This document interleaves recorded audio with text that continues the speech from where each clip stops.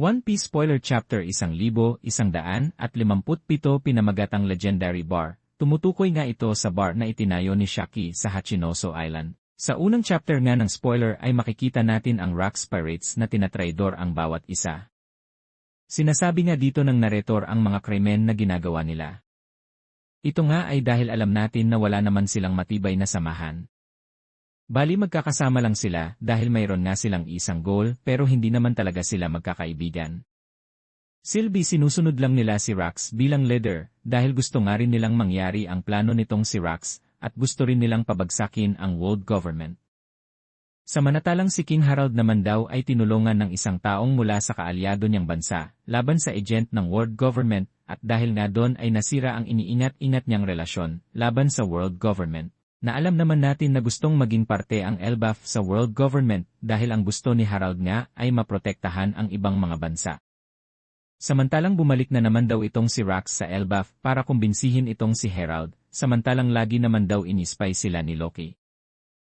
Lagi ngang bumabalik si Rocks sa Elbaf para i-recruit itong si Harold pero lagi na rin niyang tinatansyan ito.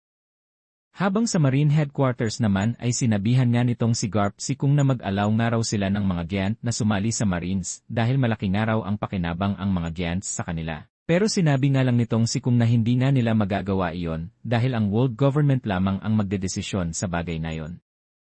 Pinag-usapan nga rin daw nila ang tungkol kay Rocks. Ang kanusod nga niyan ay nag-quiet na nga itong si Shaki sa Kuja Pirates at nagpunta nga raw itong si Shaki sa Hachinoso Island at doon nagtayo nga siya ng business na bar dyan.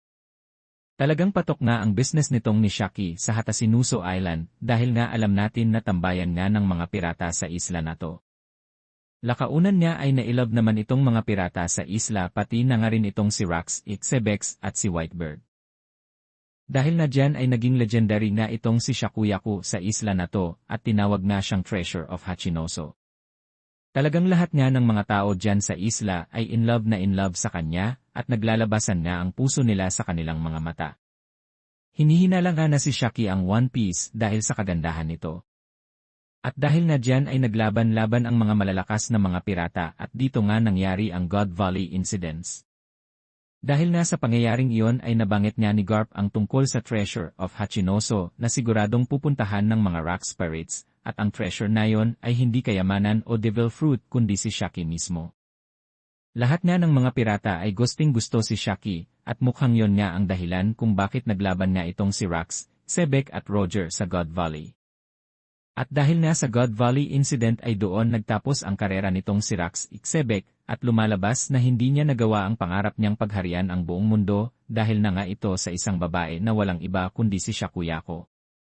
Samantalang dito naman sa Maridyowa ay nagtitipon nga ang mga burosi at sinasabi nga rito na nagpadala nga raw sila ng sulat sa Elbaf Kingdom kung saan sinasabi nga dito sa sulat na papayagan nilang sumali ang Elbaf sa world government kung tatapusin ni King Harold itong si Rocks, Xebec. Talaga ngang napakatuso nga itong galawan ng mga world government, gusto nga nilang gamitin si King Harold dahil nga alam nilang gusto ni King Harold na sumali sa world government para sa kapakanan ng Elbaf at sa mga bansang nasasakupan nito. Maari ngang maisip natin na may kinalaman nga itong si King Harold sa pagkamatay ni Rocks, Xebec sa God Valley Incidents.